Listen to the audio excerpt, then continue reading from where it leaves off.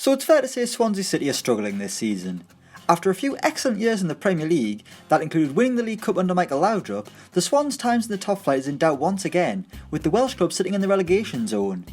They came close to dropping into the Championship last season, but Paul Clement was able to save them, and this year it's the job of Carlos Carvajal, who was brought in to replace Carlo Ancelotti's best pal. There's still a chance of survival, but let's go back to 2011 in their last Championship game, the playoff final at Wembley versus Reading. Let's look at who started for Swansea and where they are now. In goal was DORUS de VRIES. The goalkeeper was a mainstay in the Swansea team during his 4 years at the Liberty, achieving 2 promotions with the club and missing just 6 league games during his time in Wales. After the playoff triumph, de VRIES was released and became backup at Wolves, spending 3 years at Molineux and then joining Nottingham Forest, where he made 53 league appearances in 4 years, considerably less minutes than he was getting at Swansea. Now aged 37, de VRIES is still playing backup, but is doing it at the top of the Scottish Premiership, warming the bench at Celtic. At right back was Angel Rangel. The more things change, the more they stay the same, and Angel Rangel is still a Swan at the age of 35, but the poor bloke doesn't have the legs to be a Premier League player, despite having the heart to represent Swansea. Rangel joined the club in 2007 and was named in the League One Team of the Year after his first season. In 2018, Rangel is club captain but has made just 3 appearances so far this season. Centre back was Gary Monk. The captain on the day they achieved promotion to the Premier League, Gary Monk was there for every step of the club's journey to the Premier League, playing in all 4 divisions of the Football League for the Swans, joining back in 2004 from Barnsley. A Swansea veteran, Monk became player manager in 2014 after Laudrup's sacking and took the job permanently in the summer, signing a 3-year deal. Monk extended his deal a year later, but just 5 months into his new contract he was given the boot. A spell at Leeds proved to be almost fruitful for the ex-defender, who narrowly missed out on the playoffs then shockingly walked out on the club, joining Middlesbrough where he's since been sacked. Proof that the grass isn't always greener. He was alongside Ashley Williams. A Welsh hero despite being born in Wolverhampton, Ashley Williams was a legend for both club and country, continuing to grow as a footballer in the Premier League and even being linked with some of the country's top clubs, during a time in which he was accused of potential manslaughter of Robin van Persie by an enraged Sir Alex Ferguson. Williams is now with Everton at the age of 33 and hasn't quite had the same success, moving slower than Arsene Wenger does when trying to sign a player.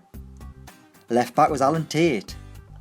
Another integral figure in Swansea's rise alongside Gary Monk, Alan Tate was also with the club from League 2 to the Premier League. Once Swansea reached the top flight, Tate's time was almost up, going on loan to Leeds, Yeovil, Aberdeen and Crewe Alexandra, having previously dealt with some pretty bad injuries.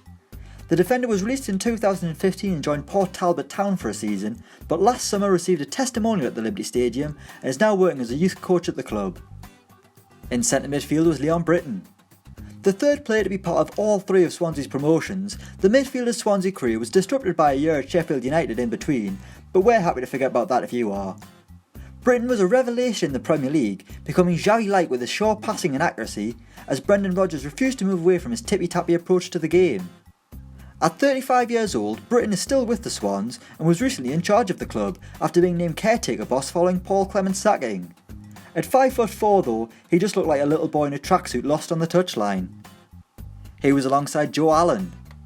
Whether you consider him to be the Welsh Pirlo or the Welsh Xavi, one thing is for sure, Joe Allen is Welsh. His performances through the leagues for Swansea earned him a move to Liverpool in 2012, where he'd once again work with Brendan Rodgers, costing the Reds £15 million. 4 years later, Allen was on the move again, heading to Stoke City for £13 million, where he reminded people that he's actually quite a good little footballer, despite his woes at Anfield. On the right wing was Nathan Dyer. Sadly for Nathan Dyer, his role at Swansea has depleted in years gone by, making less and less appearances for the club, but he did manage to get his hands on a Premier League winners medal 2 years after bagging a brace and being named man of the match in the League Cup final against Bradford. Sure, he threw a strop when he wasn't allowed to take a penalty to score a hat-trick, but I'm sure he got over that a few years later, when he was farmed out on loan to Leicester City, returning back to Wales a year later with a Premier League winners medal. Lucky bastard. Aged 30, Dyer is still at Swansea and has made 12 appearances so far this season. Attacking midfield was Stephen Dobbie.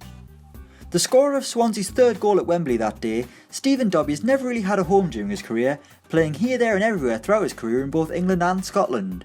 After promotion, Dobbie would go on loan to Blackpool, then sign for Brighton in 2012, then switching allegiance to Crystal Palace a year later, which apparently is a bad thing because apparently that's a rivalry. He would have 2 more loan spells at Blackpool and then Fleetwood Town, before signing for Bolton in 2015. Nowadays Dobby is 35 and still playing, representing Queen of the South where he is vice-captain. On the left wing was Scott Sinclair.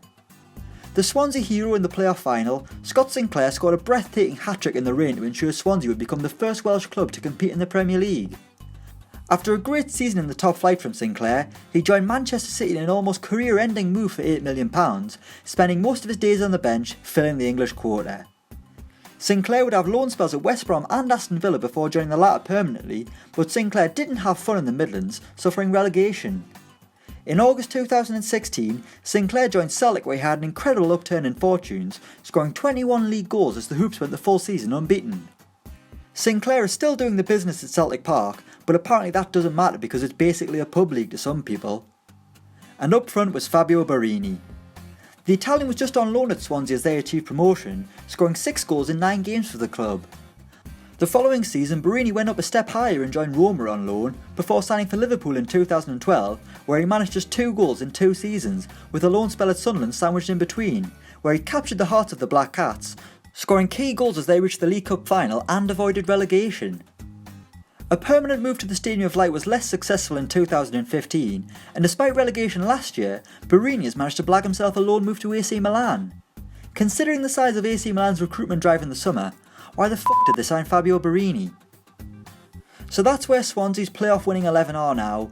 Let us know your thoughts in the comments below on whether or not you think Swansea can survive in the Premier League. Thanks for watching and don't forget to like, share and subscribe.